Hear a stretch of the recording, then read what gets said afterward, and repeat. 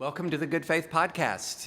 For the vast majority of people who are listening to this podcast who are not in the room right now with Curtis and I, this is a live podcast at the world headquarters of Pinkston, a public relations firm in D.C. Are we in or out of the Beltway technically right now?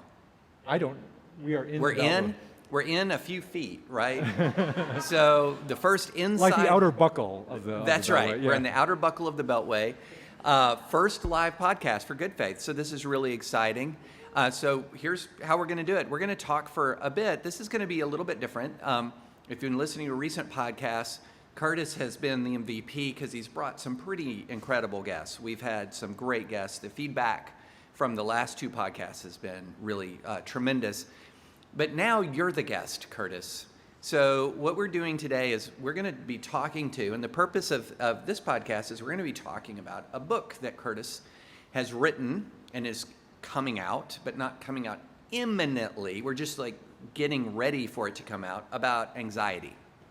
And so what I'm going to do is I'm going to basically interview Curtis today, and we're going to talk about anxiety, and talk about anxiety not just from the standpoint of this sort of highly personal phenomenon, but how anxiety is radiating out from us as individuals and impacting the world around us in incredibly tangible ways. So let's just get started. So Curtis, why did you write a book on anxiety?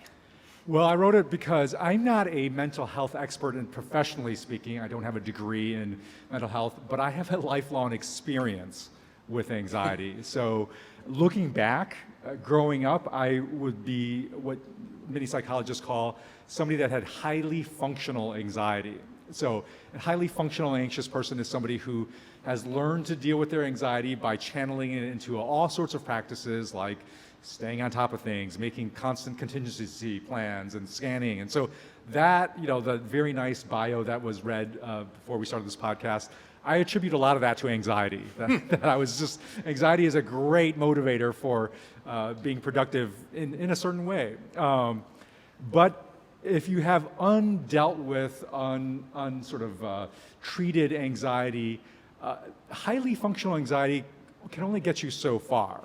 And for many people, they will reach a breaking point where those coping mechanisms no longer function well. And that happened for me in my late 30s. I'm actually much older than that. I know I don't look it. I have the Asians don't raisin thing going on. So people always think I'm younger than I actually am. I'm actually 53. But in my late 30s, I was a senior pastor of an evangelical covenant church in California. And the church was going through a lot of challenges, a lot of stresses. This was all during the dot-com bust, which hit Silicon Valley. So our church, I was replacing the founding pastor, which is never an easy task to do. And basically, all of my mechanisms for being a highly functional anxious person just broke down, and I was overwhelmed. I went through a 3-week period where I did not sleep at all. I mean, I must have slept in terms of micro sleep because a human body can't function that way. But my anxiety was so high that I don't remember consciously falling asleep for 3 weeks straight. And that, of course, leads to just all sorts of an utter breakdown. I had a breakdown. I went on disability for 9 months, and it essentially ended my pastoral career. So I've never been a pastor since then. I've done a number of other things that have led me to here, which is a whole other story, but it was catastrophic and on a variety of fronts in terms of my relationships, certainly my career, my spiritual life. You don't go through something like that without it's a very dark night of the soul. So I know anxiety firsthand, and I know the treatments for anxiety. I've taken medication over the years. I'm not currently on it, but I have been in the past. I've been in years of therapy, all sorts of therapy, cognitive behavioral treatment, a number of other kinds of therapy. And I have a ton of friends who are in the mental health professions as psychiatrists, researchers, therapists themselves. I'm fascinated with the profession of mental health, and I've read a ton, and I've reflected deeply on, because you don't go through a devastating experience like that and not reflect, what was that? What was the meaning of that? How do I think about what I went through spiritually, especially? And as I've reflected on my own experience, on the way in which anxiety is responded to in the church and in our wider culture, and then especially responded theologically and biblically, on how as Christians ought we understand this experience called anxiety, I became convinced that in some fundamental ways, speaking as a generalization, but in some fundamental ways, we as a church are quite mistaken. We are quite misguided in how we are treating and responding to anxiety. And that's not only having some really significant dysfunction for individuals, but it is causing dysfunctions in how the church collectively exists in the world and how it relates to the wider world. And that's really the topic I think we're talking about today. But this is why I wrote the book, was I just felt like we need to fundamentally rethink how we are approaching anxiety. Yeah, so when I hear you talking about this, I didn't realize how much the pastor to podcaster pipeline was paved with anxiety. Yeah, exactly. But there's this is a situation where your story is not an outlier story in the way that people interact with anxiety. I mean, your story is in many ways an our story, and so. I think one of the things that's very sort of effective when people are trying to figure out how big a problem is something is you kind of have to marry the personal story to the data. So here's the data, and then here's what it looks like in an individual life, and we went kind of in the reverse. So that was what it looked like in your life, but what's the data? How big a deal is this? Is this something that's really a social problem, or is this more like Tobias Funke in Arrested Development and the small band of Never Nudes, where there are just dozens of people with that problem? No, is this something that is a big deal right now? Well, I'll talk about the data in a second, but actually let's survey the audience right now. How many of you, show of hands, how many of you know an adult in your life that is struggling with anxiety? Almost everybody has, not completely, but almost 90% of the room is raising their hand. Let me ask you, how many of you know a teen, either in your church, in your community, in your life, your own family, a teen or college age, that is struggling with anxiety? So show of hands, again, almost like 95, almost unanimous. So there we go. There's our scientific data for the day. No, it's your experience in the room. My experience is emblematic of what is happening in our world and in our society. And the statistics show there has been a decades-long gradual rise in anxiety that sharply took a spike during the pandemic. In fact, it's shown that there was a 25% rise in 1 year alone during the pandemic in anxiety rates, and that hasn't gone back down, or it's only sort of leveled off, such that the NIH, the National Institutes of Health's most recent sort of study shows 1 in 5 adults are suffering from some significant mental health disorder, with anxiety being the leading sort of disorder of that adult. So that's 1 in 5, that's 20%. That's even significantly worse when it comes to teens and college students.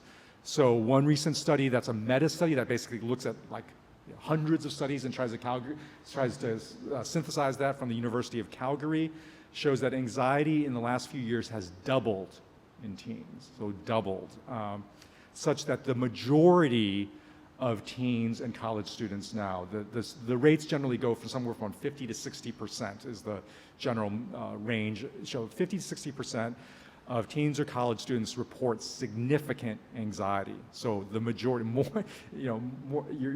the averages will show that the typical teen you meet is going to be probably suffering from anxiety more often than not. And Psychology Today summarized all of this results this way. They said that when you look at it in aggregate, the average high school kid today has the same level of anxiety as the average psychiatric patient in the 1950s. Okay, so let me repeat that. The average high school kid today has the same level of anxiety as the average psychiatric patient in the 1950s. So that shows you just sort of how bad it is out there. And you have to correspond that with the fact that, talking about this from a Christian perspective, that as a church, we are not well prepared to respond to this. In a recent Barna survey, only 30% of Christian pastors reported that they felt well equipped to deal with mental health issues. Right? That's only 30% for the most pressing, probably most pressing sort of emotional and spiritual issue that their congregation is facing. Only 30% of pastors felt well equipped to deal with this issue. And in fact, pastors themselves are more and more looking like me in my early 30s.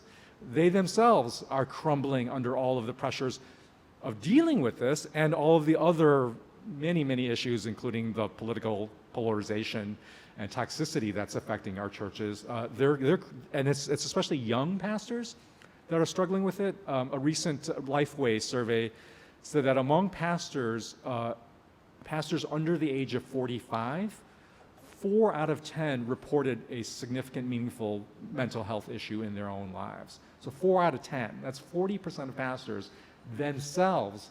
So you have a wounded shepherd leading a wounded flocks, and everybody feeling like, I don't know what to do about this. So, we've been focused on a COVID pandemic the last several years. I think it's important for us to realize we're still in a pandemic. It's a mental health pandemic, and there's no vaccine coming to save us from this one. So it's always tough to generalize when you're talking about the church, because the evangelical church is incredibly diverse. There are all kinds of different approaches to things like anxiety, from everything that it's not this is just a symbol of lack of faith or whatever, lack of trust in God, to folks who are really sort of diving in on the medical side of it. What are the common mistakes that you're seeing sort of replicated? In other words, what are the mistakes that are common enough to really make a difference in how evangelicals are approaching anxiety? So the reason why the book of my title is called The Anxiety Opportunity. And I chose that title deliberately because how anxiety typically, and again, I'm making generalization. I'm seeing in my audience some excellent mental health professionals that don't do this, and are the exception to the rule. But the rule tends to be, if you're going in the evangelical world, we treat it as solely a problem to make go away.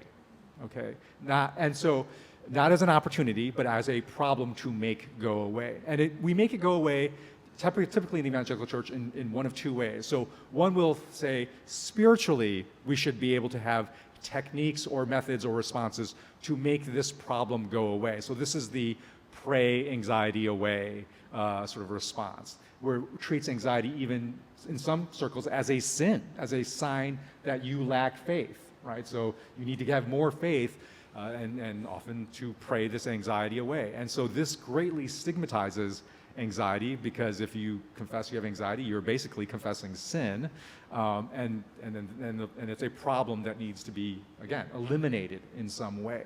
So that's one stream. Another stream would say, okay, we accept anxiety, but we still, in the sense of it, we don't call it a sin, but it's still a problem to make go away. It's just that we're going to outsource it to secular mental health to take care of. So we'll refer you to somebody else, or basically they're saying that's not what we do here in the church. You go see a psychiatrist or a therapist or get counseling. So that's validated to do that, but still it plays into the general dominant paradigm, even in secular mental health, that treats anxiety kind of as a problem, as something to make go away. And if you read the books that are the best-selling books, so I had to do this when I was, getting my book, pitching my book to publishers. You have to do these comps of like, what are all these other books out there on anxiety? And if you do this yourself and you survey the best-selling books on anxiety, you will find that overwhelmingly they use the military metaphors in talking about the relationship to anxiety. It's a war against anxiety, the battle for your mind, right? So all of these ways in which anxiety is the enemy to be fought and eliminated. And this is the problem, is that while I greatly value some of the steps that this approach takes, I mean, I greatly value prayer, of course. I value medication and therapy that the secular approaches take. I benefited from myself. What they are all missing is that they are framing anxiety solely as a problem to eliminate, when I believe, in my own experience, but especially in Scripture, that anxiety is viewed as a fundamental condition of the human condition, a fundamental aspect of the human condition. It is a human reality. It's not a sin. It's woven into, it's an intrinsic part of what it means to be human. And it is fundamentally an opportunity. It's something that we don't, it's not a problem fundamentally that we make go away. But I don't want to be anxious, Curtis. Yeah, and there are many aspects of human existence that we don't want to have, but is part of what it means to be human. Fundamentally, anxiety is really about loss. It's about a feared loss that we have. If you want to think about anxiety equals loss, right? So if you want to know what is the nature of a given anxiety, dive at the underlying loss that is being feared.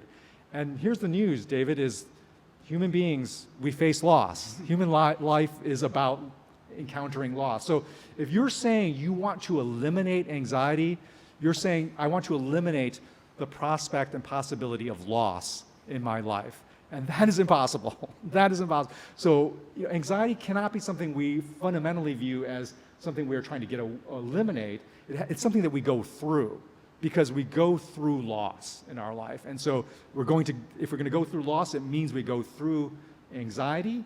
And the promise, I believe biblically, is on the other side is actually spiritual growth.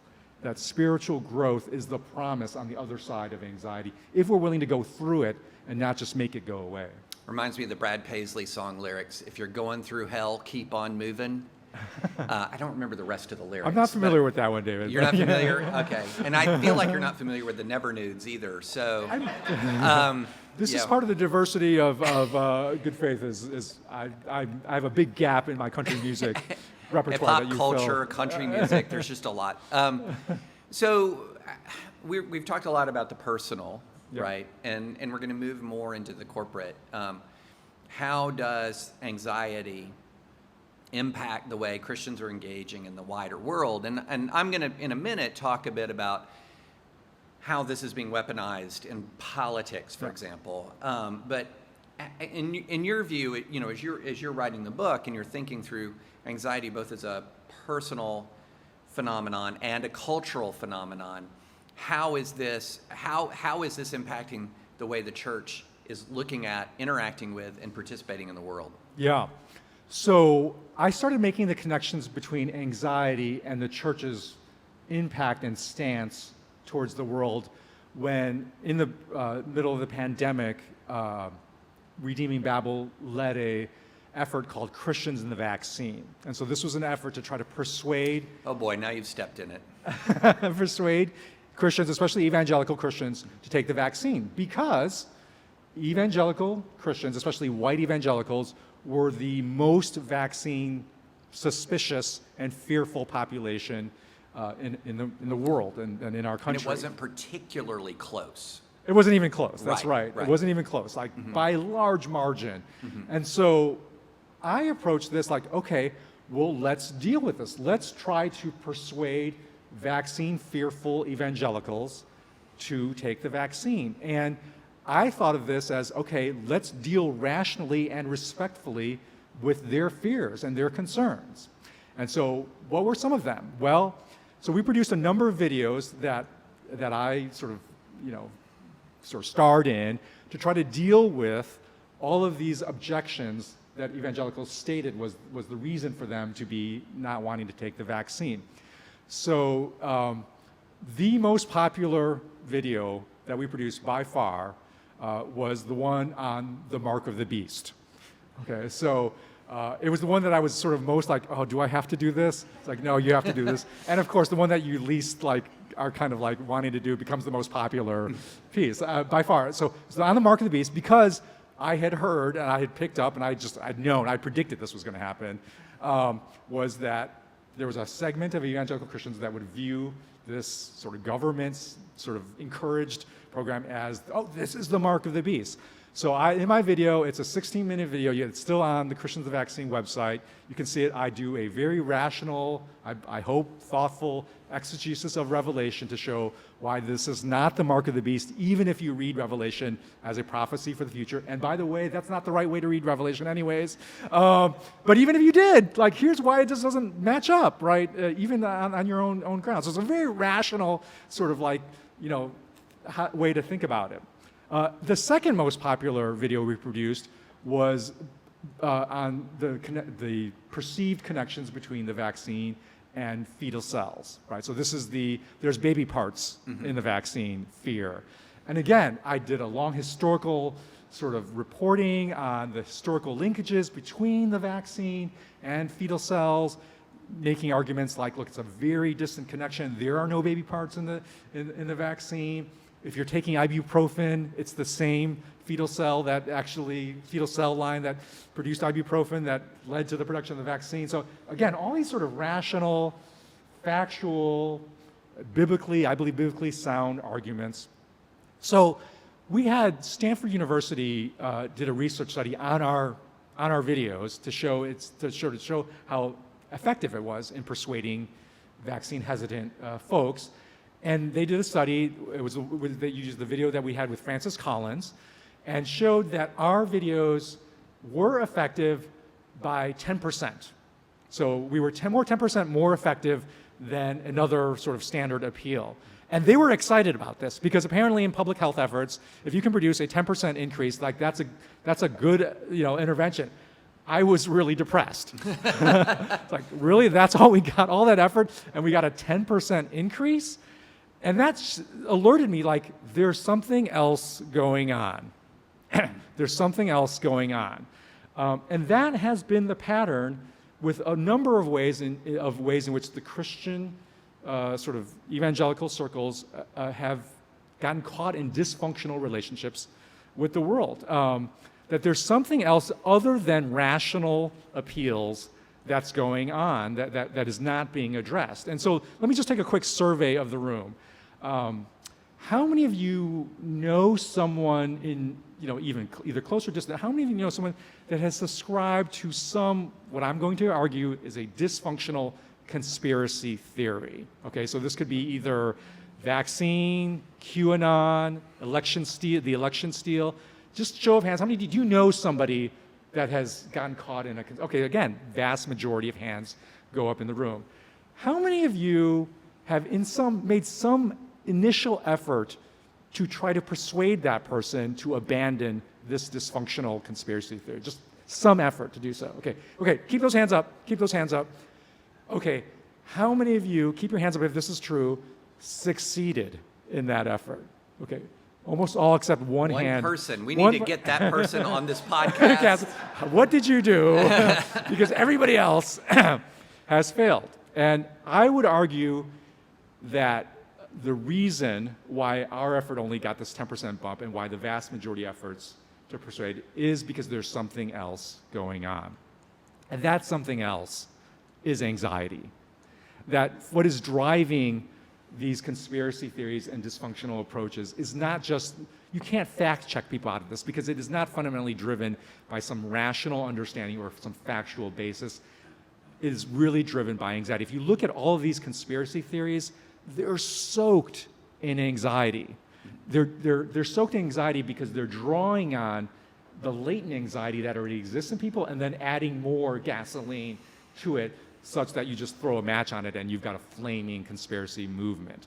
And until we get to that fundamental underpinning, the emotional underpinning that is driving a lot of this dysfunction, we're not getting to the bottom of it. And I'll just say this one last thing as an illustration for this.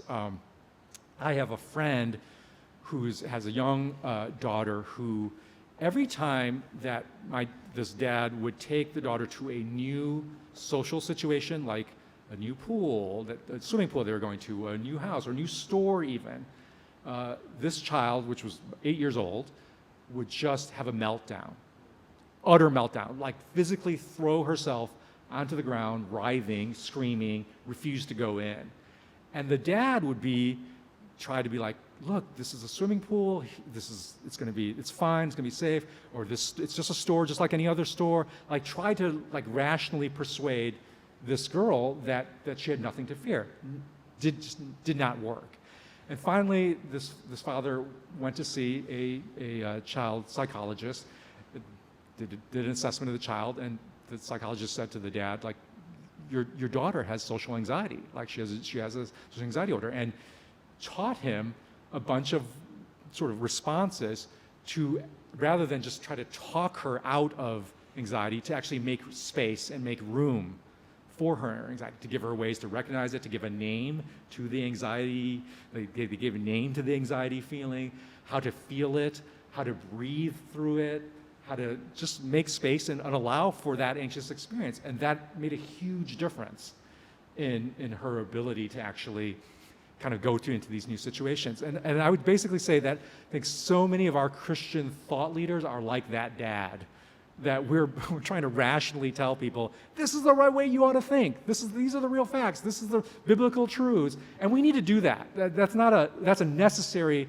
exercise. I'm not saying we stop doing that, but there's something else going on, and we have to make room and space for that anxiety and be able to give new tools to process and go through that anxiety, because if we don't, we're going to be like that child. We're going to be stuck in this way because we haven't gotten to the emotional bottom of it.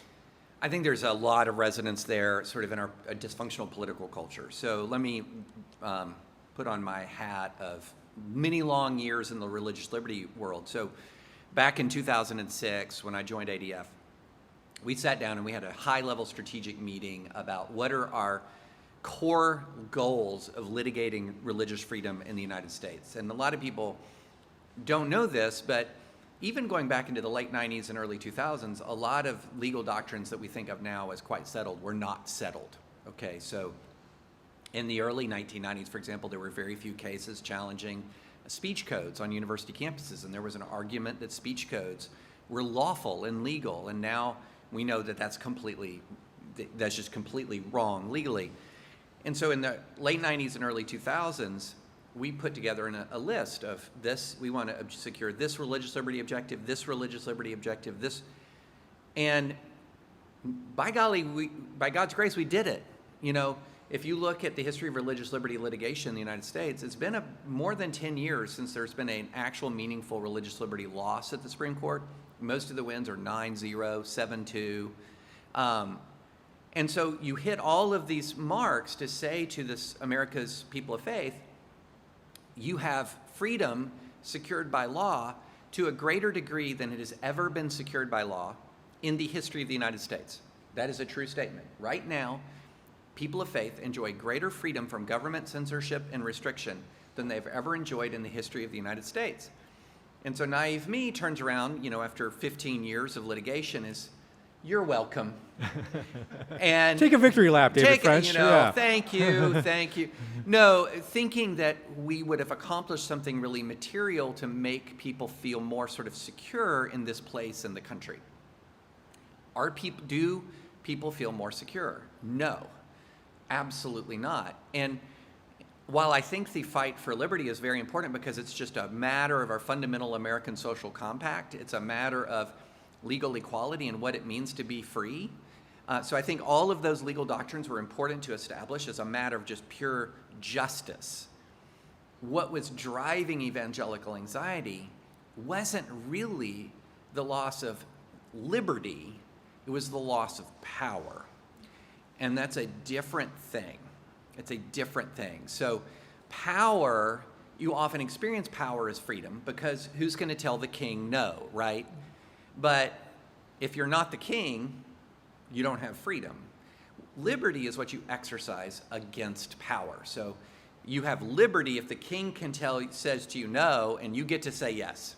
That's what liberty is. And so what was happening is there were a lot of concerns being voiced about religious liberty that were taken care of. But the loss of cultural power was a source of an enormous amount of anxiety. And so what then ends up happening is a lot of people now approach the Christian community and they essentially say, I'm going to, if with enough recovered power, we can make sure that you don't experience this anxiety.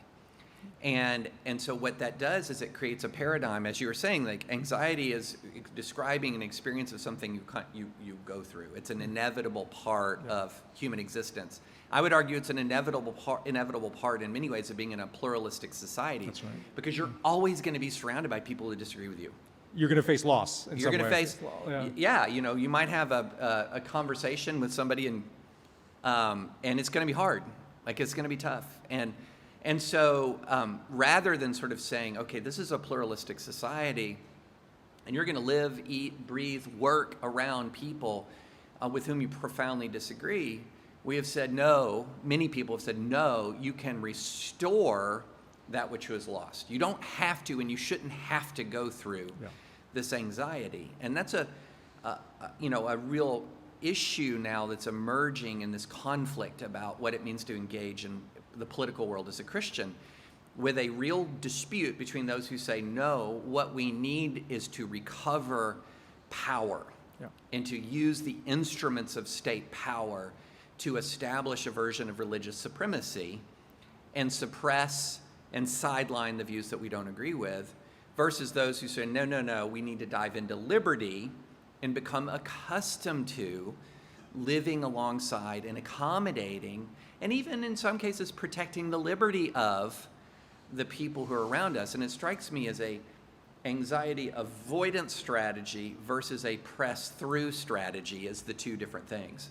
That's great. I love that you named avoidance as a critical element of this, because I said anxiety equals loss, right? So and this is why we have to be able to make room for anxiety, because we're going through loss as individuals. We're going to experience loss, loss of our own physical health, faculties, loss of our loved ones. Like that's life. That's what it means to be human, right? So because we experience loss, we're going to experience some level of anxiety.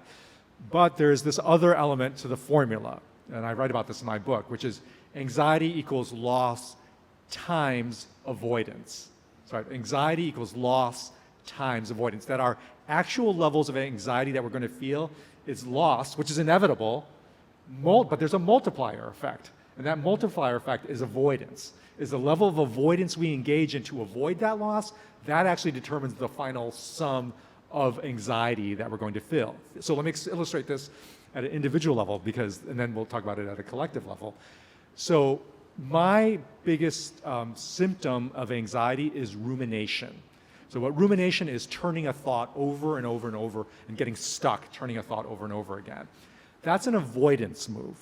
It looks like you're trying to engage with loss. It's actually an avoidance move, because really what's happening in my mind is I have a feared loss, right? So let's take, my daughter is not going to be okay in college. She just started college. My daughter's not going to be okay in college, okay? And I'm fearing the loss of her well-being, which, by the way, is really an underlying loss of my own emotional, mental peace is really the feared loss there. But all right, so there's some loss that I'm fearing there. Then I'm thinking over and over again, how do I make sure this doesn't happen? Because what rumination, it's an avoidance strategy that says, if I just turn it over enough, I will find the solution that allows me to make loss go away, to avoid loss. But because that is impossible, as a parent, it's impossible for me to make sure my daughter is always going to be okay and her life is going to be perfectly stable and she will be fine and therefore I will be at peace. That's impossible, right? My rumination is engaging in an avoidance strategy that's turning it over and over again, turning over for something that does not exist. So that's the addiction. I'm constantly turning over, thinking one more turn of thought on this problem, then I will find the solution that will help me avoid loss.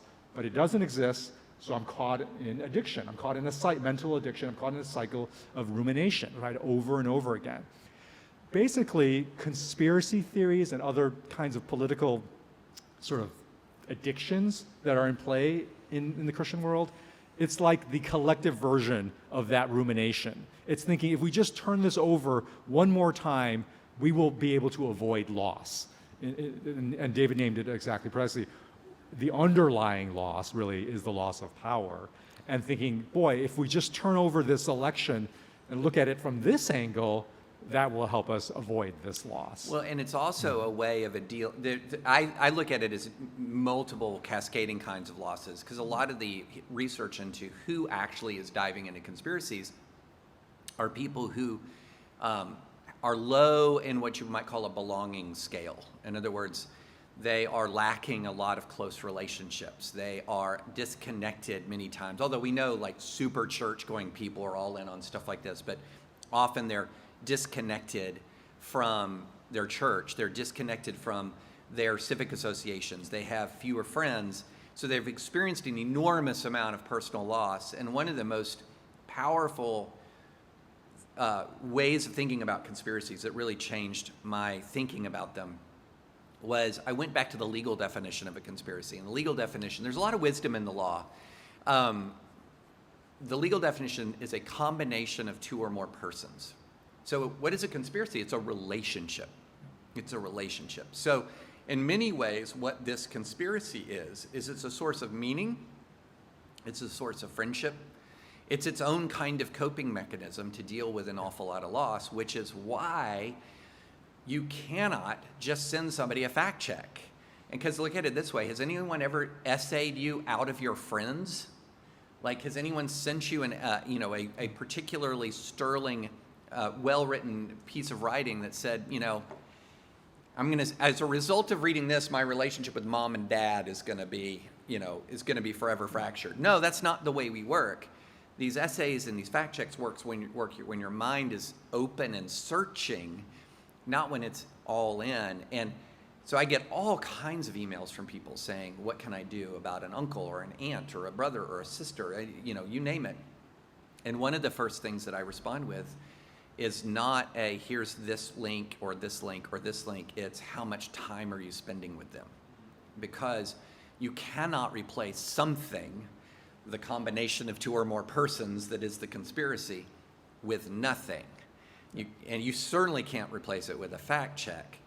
And so that's a little bit of an aside, but you're absolutely seeing folks who are dealing with a loss of a lot of, not just sort of this abstract sense of power, but the loss of something much more concrete in their lives, which is a loss of relationships, a loss of a sense of belonging in their own community.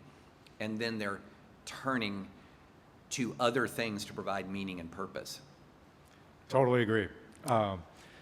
And one other thing, and as you're talking about sort of anxiety is a fact of human existence, one of the things that always comes to my mind is Luke 22:44, Jesus in the garden, who is about to have to go through something. Yes. He's got to go through it. Yes. And this is Jesus, who last time I checked is very Christ-like. Almost entirely, really. He's entirely Christ-like. Yeah. The most Christ-like person who's ever walked the earth. Yeah. And this is the verse. And being in anguish, he prayed more earnestly, and his sweat was like drops of blood falling to the ground. That's Christ. Yeah. Well, I write about this quite a bit, Jesus in Gethsemane, in my book, because we have to actually just recognize the reality that Jesus experienced anxiety. Not only in that passage, but a number of other passages describes Jesus greatly troubled in spirit. Right? Mm-hmm. So the Old Testament authors, they didn't have anxiety as a term. That was their term for being anxious, being being worried, being troubled in spirit. It comes up repeatedly in the descriptions of Jesus as he gets closer to the cross, because he is anticipating loss.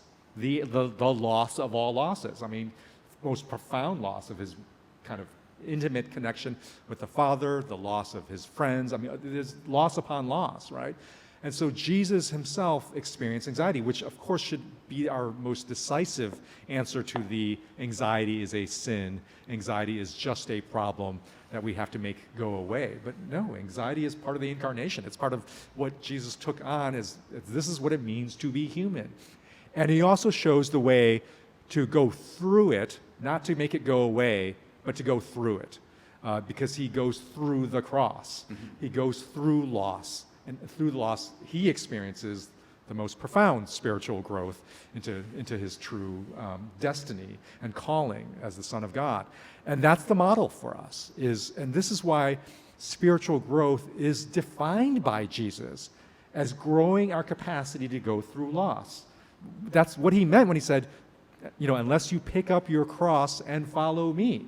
Right? Picking up the cross, following me, that's his description of follow my path of going through loss, enduring it, not just trying to avoid it, but going through the loss and believing on the other side there is the ultimate resurrection. And that's ultimately the Christian sort of hope for loss. It's not that we can avoid loss, it's that we go through loss and there's resurrection on the other side. That's ultimately the Christian response to anxiety. And so that's why I believe anxiety is for everyone, the fundamental opportunity for spiritual growth. Because where we have anxiety is where we fear loss. Right? That's where our anxiety resides. And where we fear loss, that is precisely where Jesus says, pick up your cross, follow me, go through this loss, and actually trust that on the other side there's resurrection. I spent a lot of time earlier in my life around folks who talked about anxiety as a sign of sin and lack of faith. So, which then leads to this phenomenon, I don't know if any of y'all have experienced this, of being super anxious about being anxious. Yeah. Like, that's the worst. Yeah. Then you really are caught in a recursive loop. You're caught in it.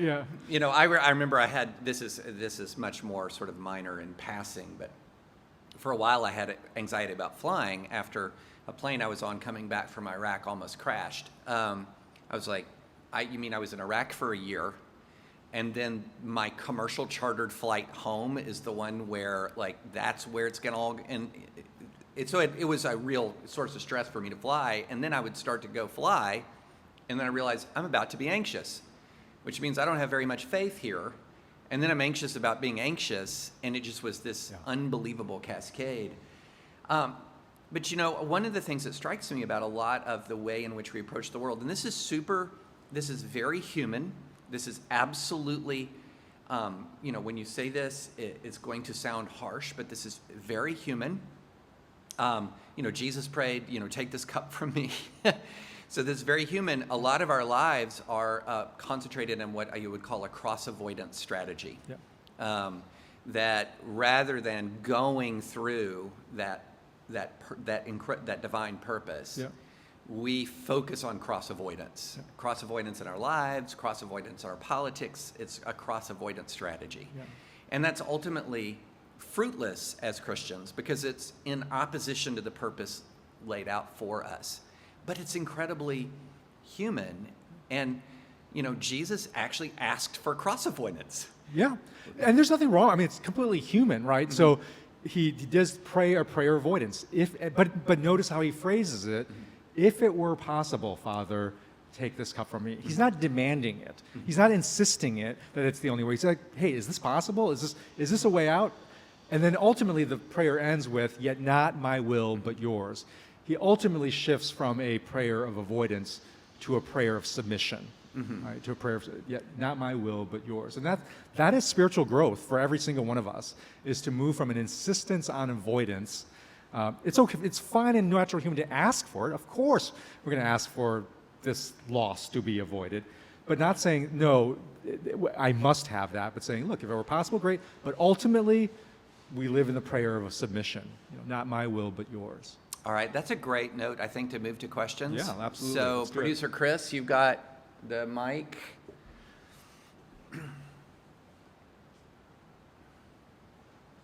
So, I don't know if you guys can hear me, but any questions coming from the crowd? Just feel free to raise your hand if you have one here.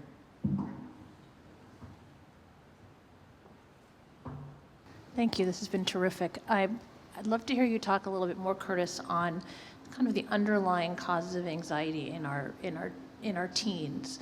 And I'm curious whether there's anything, if it's the flip side of, just as there have been all these books on anxiety, we've all been brought up, both Christian and secular books, on grit and resilience and ensuring that our kids have these things, and the Dragon Mom and all those things, of how we're supposed to make our kids be able to survive in this society. So I'd love to hear you speak on that a bit. Sure. I do not have the, here is why teens are more anxious, one-liner. I think it's multifactorial. But I certainly think two factors are hugely driving it. One is loneliness, the other is social media. And they go hand in hand, right? Because our teens are more lonely because they're actually more disconnected from relationships because they're engaging with them in disembodied ways in sort of these faux relationships in social media. So loneliness, I think, is a factor because how we were meant to actually go through loss and develop the capacity to go through loss is with others. That is a fundamental way in which God designed us to be able to endure and handle and hold loss. We weren't meant to go through this alone. Mm-hmm. So the more, goes back to David's point about how loneliness is such a driver for conspiracy theory, is because people who are lonely are like, I can't do this. I mean, they want some others to connect with, right? And when we don't have others to hold our losses with together, right? There's an old Swedish proverb that a grief shared is halved, right? Like you share the burden, right? And because that is in such decline for a number of, again, broader social forces than just social media, there's a lot of other structural reasons why we are more a lonely people, not just teens, but adults as well. But that certainly is one driver. And then I do think social media is one, because what social media does is it constantly bombards our teens with images of loss. Right? Who here has heard of FOMO, right? Fear of missing out, right? That's a fear of loss. That's old lingo, Curtis. Well, I'm old, so. But no, we see these images of these happening. I'm not a part of it. I've lost, right? Or some event or catastrophe happening across the world that in the past, a 18-year-old might have read about dimly. Where now it's this live reality in vivid picture. It's right before their faces constantly, right? So they're constantly bombarded, and there's some real concrete substantial losses they are afraid of that are real, right? My kids are really afraid of the losses that they are going to grow up under climate change, or a number of other fears. There, for many, or in many sort of economic sectors, the decline of blue-collar jobs in our society means they no longer can look forward to a future of economic prosperity. They've lost that. And so there are some, they're not just making it up. There are some concrete objective losses that they are afraid of, beyond just the social media, fear of what they're missing out. It's real. And we have to equip our teens to be able to go through loss. And that's resilience, really. Resilience is the ability to endure loss. And part of the challenge, and I write about this in my book, is for the parent of an anxious teen to actually allow their teens to go through loss, right? Versus avoiding loss. I'm speaking firsthand experience. We as parents, especially of our generation, we are highly driven to arrange our lives of our teens, our children, so that they can avoid loss. Yeah. Right? That is not the recipe for preparing them for resilience. Right? I heard this phrase, I thought very eloquently, that our job as parents is to prepare them for the road, not prepare the road for them. Right? And so much of our parental temptation is not preparing them for the road. It's to go ahead of them and kind of like clear out all the obstacles and smooth out all the rough spots.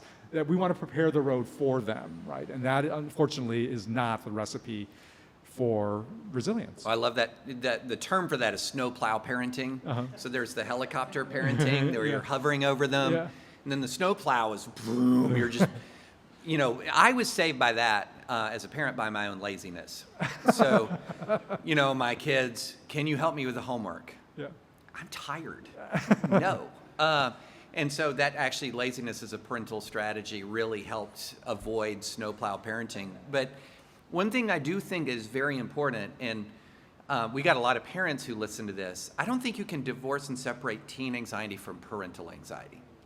I mean, just think of your own childhood. If you're going through something uncertain or the world around you feels uncertain, one of the first people you're going to look to are your parents. Are they radiating anxiety? Yeah. And if your parents radiate anxiety, a kid double radiates anxiety. And I grew up in I was so blessed to grow up in a family that was loving, full of faith, and also not full of fear. And, we grew up we were the same age, and I vividly remember things like KAL-007 being shot down. Yep. And you're thinking, oh my gosh, are we going to go to war with the Soviet Union at a time when nuclear arsenals were 10x what they are now? And my parents are just, it's not that they're minimizing it, right? It's not that they're saying this isn't a big deal. They're just radiating calm. And as a kid, that was very deeply calming.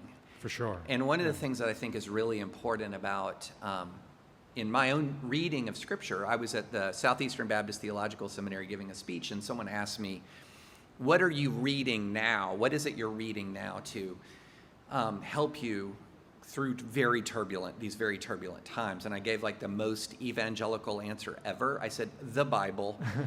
But in a very specific way, I went back and I reread the New Testament with the knowledge that every syllable of it was written to a community far more oppressed, far more under siege than we can ever imagine being in this country. Like, we just can't even grasp it. Nobody's dragging us to the Colosseum, right? And then to say, and look how those words in the New Testament radiate faith, hope, love. God did not give us a spirit of fear, but of power and love and of sound mind. And a lot of this, I don't look at that in the way a lot of people look at it and say, well, that means if you have these anxieties, there's something wrong with you. I look at it as an exhortation and an encouragement, in the same way that as the children of Israel are going into Canaan and Joshua's saying, don't be afraid. Why do you say that? You say that because a lot of people are afraid. And so that level of encouragement that's in the New Testament is a sign of what it is like to live in highly uncertain times. And so, when I think of that from a standpoint of being a parent, and I think of what is the impact that I have on my own kids of radiating out this sort of real sense of anxiety versus listening to the exhortations of Scripture to circle around faith, hope, and love. Let's take the next question. Yeah. Sure. So my question is about elections, fun topic. I feel like every election is just a national occasion for rampant anxiety. I mean, I remember 2020 checking 538 every 10 minutes and just going absolutely insane to the point that I got physically ill and had to take off work for a week.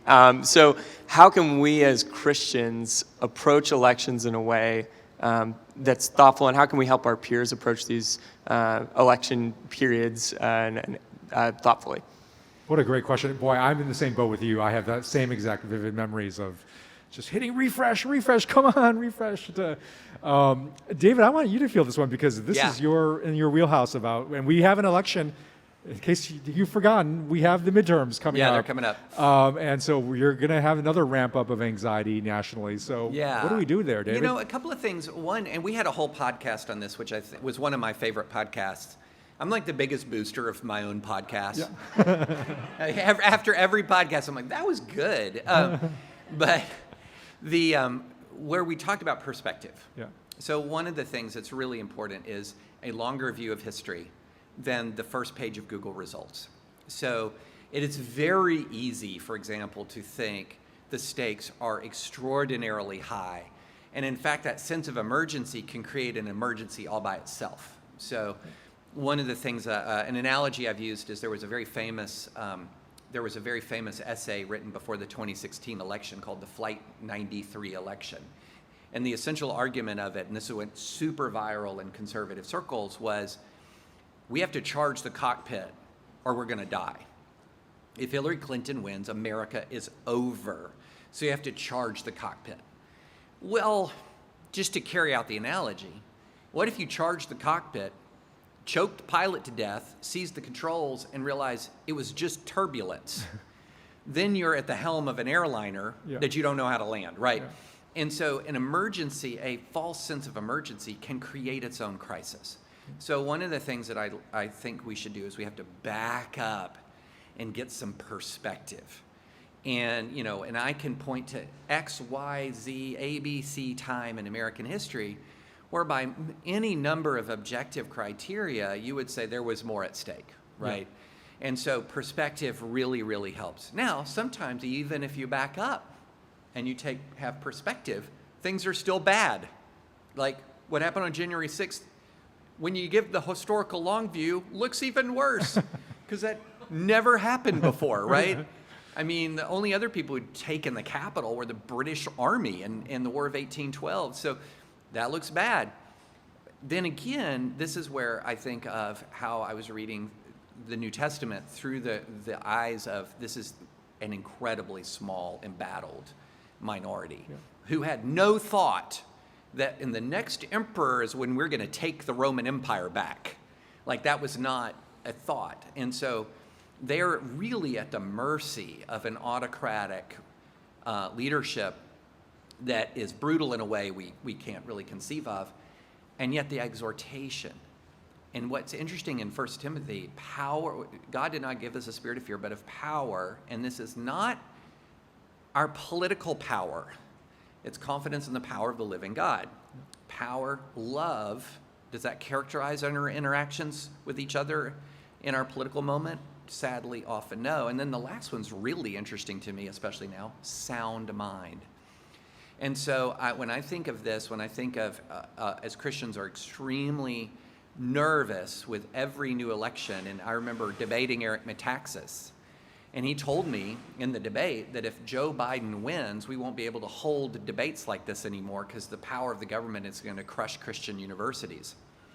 I knew that was completely wrong, but a lot of people believed it. They believed it. And so even if you believe that their stakes are very high, go back to Scripture when the stakes were very high, and the admonition is power, love, and sound mind.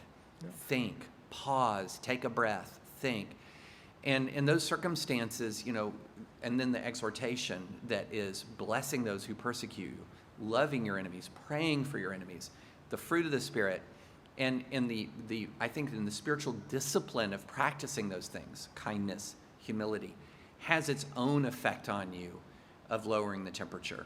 And so I think of perspective in the one hand, pull back, realize that not every election is the most important election of our lifetime. And even when perspective says things are bad, like the Russian invasion of Ukraine or January 6th, you can still take an enormous amount of comfort in the example and the witness of Jesus and the early church. Let me just say one thing, just to tout my co-host, because I think he does this really well. If you are a subscriber to his Sunday newsletter, which if you're not, I encourage you to do so, David writes about urgent issues of the day for long paragraphs full of, too long. This is bad, this is hard, this is something we ought to be concerned about. He always ends, I believe you always end, with a link to a worship song. And I think that is a very deliberate and beautiful way to frame, okay, yeah, these are things that we ought to be, and you make your living to kind of alert people to worries of the day, so these are real things, but you end with, okay, but this is the framework, this is the actual time horizon and perspective we ought to actually locate. It's great is thy faithfulness, a beautiful rendition of that. Because we, as Christians, we know how this story ends. We don't know the next chapter. We don't know how the next chapter after that. We know the conclusion. Jesus will return to this world, and he will restore all things. Heaven and earth will be reunited such that this troubled earth will be restored to God's vision of peace, justice, and mercy. And that is the core Christian promise. And so we have to interpret all of these events, including the national elections we have, through that eternal perspective. We know how the story ends. Let's hang on to that as our ultimate hope. Two things on the songs. One, I get emails from folks who send me suggestions. Love it. Never heard of the Hillbilly Thomists until I got email suggestion. I love Hillbilly Thomist content. But then the other email is, oh, there you go again with some overproduced schmaltzy worship music. I'm like, not today, Satan. I like that music. So we've got time for one or two more questions. Yeah. Anybody else? Let's take this one.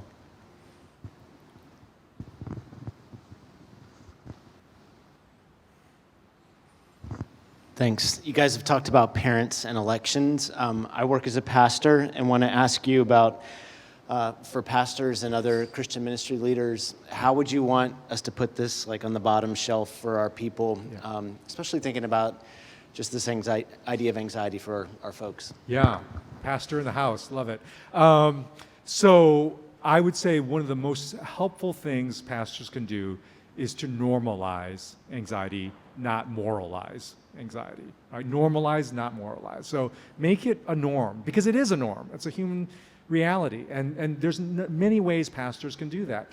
One of the great ways is to talk about your own anxiety, because statistics show if you're a pastor, you're anxious, and if you're a human, you're anxious. So bring the human reality of anxiety as a pastor, and not feel like you have to be this moral exemplar that is free of anxiety. And I think that hugely helps your congregation to say, oh, the number of people who have come up to me after they've heard my story as a pastor and just like, thank you so much for sharing that. Pastors who've come up to me saying that because I'm trying to normalize it. And so that's one way that we make room and space for people to not try to avoid their anxiety, but to actually go through it, is to normalize it.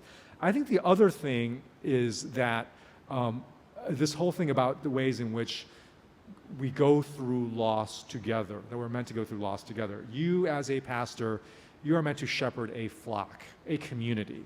And one of the primary ways that you can equip your congregation, even if you're not a mental health professional, even if you don't feel like I don't know all of this sort of sophisticated ways of different ways that you're talking about anxiety, simply by continuing to nurture and build your community, you are giving resilience to your people, because you're giving them a way to go through anxiety. And the other thing I would say is, though, do not assume that just because you have community structures like a small group, that automatically means that your people know how to go through loss together. They need to be taught and trained how to do that, because you can bring Christians together and they can end up being a mechanism for moralizing anxiety or pushing it away. You've got to create actual tools that equip your small group communities, and I think especially small group communities are critical here, to actually share and talk about their fears, their anxieties. And this is why I'm going to just tout my own resources here for a moment. This is why I at Redeeming Babel, we created this course for small groups. You can go through it as individuals, but it's also designed for small groups to go through it, called Anxiety is Opportunity for Spiritual Growth. And it's a 7-session small group curriculum. And it's meant to just be able to equip a small group to be able to talk about anxiety in a structured way, in a way that doesn't feel like somebody has to be super vulnerable and step out on a limb. But it's like, no, the questions are teed up for you. I share videos with myself to actually talk about my own anxiety to normalize it. So if you're looking for a resource and you're a pastor out there listening, check that out at redeemingbabel.org. And there are others as well out there. And then, I don't know, wait for my book coming out in May from Zondervan, and look for that as a resource. I want to end with a punctuation on the Swedish proverb that you shared, which is, shared grief is half grief, shared joy is double joy, which is the other side of this, which I think is so wonderful. And I was in a meeting yesterday, or a couple of days ago, where we had dinner prompts, and one of the dinner prompts, the question prompts was, what is the quality that you most value in a friend? And I started to really think about it, but we never got to the question because we got sidetracked by an argument over who's the greatest basketball player of all time. And the answer is LeBron James, but that's beside the point. Michael Jordan is the objectively correct answer No, to that's that question. completely false. We'll put in the show notes my 2017 article definitively making the case. But I thought through that like the rest of the night. What is it wisdom? Is it joy? In other words, that they are fun or happy, or they're full of life and joy? And I finally, at the end of the day, settled on present. They're present. And they're present through it all. And I feel as if, when we're talking about this loss, the sense of loss and that sense of loneliness, is we're lacking people who are present. And I know for me, just the presence of people who love me and I love them in some of the most anxious moments has been, and think about with Jesus, his disciples kind of failed him, Yep. right? They couldn't even stay awake. But what he most wanted was presence at the end, because he knew even for Jesus, he needed to go through it together with Yeah. others. Yeah. So anyway, on that note, We're glad you're present. We're here. very happy Yeah. you're present. Thank you. And listeners, thank you for listening as always. Please rate us. Check out Curtis' work at redeemingbabel.org and my work at thedispatch.com. And we'll be back next Saturday.